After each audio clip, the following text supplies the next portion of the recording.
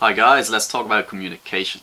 As you know, communication in science is very, very important. You see, to bring your idea to the public and even to communicate from one scientist to another can be very difficult at times. I mean, people mightn't really understand what you're on about if they're not involved in the subject, and also coming from outside, you don't really know what's going on. Maybe you want to hear it in layman's terms or kind of explain like I'm five. Well, basically, I was at the ISTA and I was at a guest lecture of Fergus McAuliffe.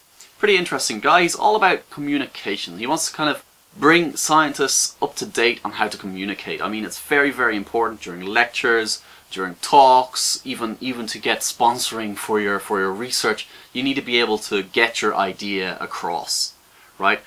He's all about trying to do that effectively and as easily as possible. I had a little chat to him after his lecture, and here's what he's got to say.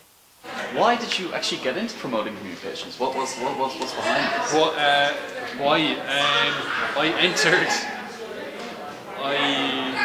My girlfriend encouraged me to enter a competition about 2 years ago, making an impact competition where PhD students explain the impact that their research makes on Ireland. So I stuck in an entry on the very last day, but I got selected for the final, which I won. And it sort of all kind of started from there. A few more competitions came along and I entered them, and it sort of snowballed from there really. So there's been some TV stuff and some radio stuff.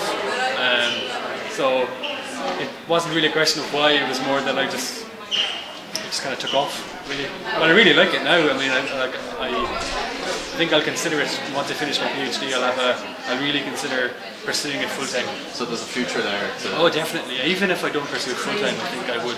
If I can continue on doing more research, but also continue the science communication side of it, which I really enjoy. I enjoy them both. It'd be great if I could marry the two in a job. Yeah. When you had your talk, you mentioned there's a difference between how scientists communicate and how the layman, let's say, communicate. Well, what difference was there? Well, I think maybe when a scientist talks to another scientist, they're generally, say if they're having a discussion about work, it's generally about something very specific. Yeah. And they almost have to be sort of complex to be clear, so they must use complex language to really sort of hone in on exactly that one part they're talking about so that they can be clear. Yeah. But say if I'm talking to a person in the street, you know, I can sort of be looser in my language, I can throw in some more jovial terms, and so there is a difference. Yeah. Having said that, I don't think the difference is as big as people actually think. I mean, we're still speaking the same language. Like, it's like we're talking about two different languages here. All we're really talking about is one language with two dialects. Yeah. So it's important that as a scientist you can speak both. Now, obviously, as a member of the public, we're generally only going to be speaking one of the dialects, but it's important that a scientist can speak the dialect of science, but also speak the dialect of the public. Okay. And how would they do that? How would they approach doing something like that, communicating with situation? Well, there's lots of opportunities. I mean, like a lot of universities would say run evening talks where the public can come in for free and listen to the research.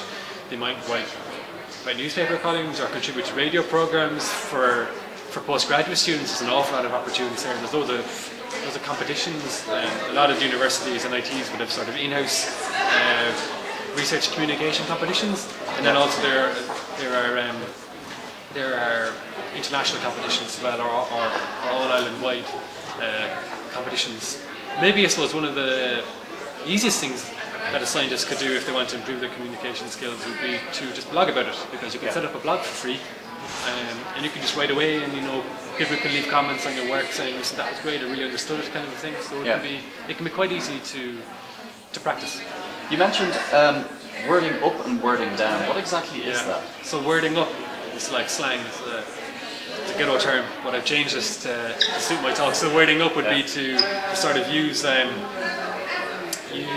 sort of more complex language. So instead of saying the word use, you would say the word utilize.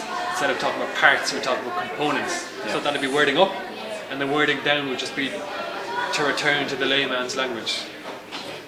Not dumbing down, but just being confident enough to explain stuff in layman's terms, in simple terms, in a way that can be understood. So, how important is communicating science?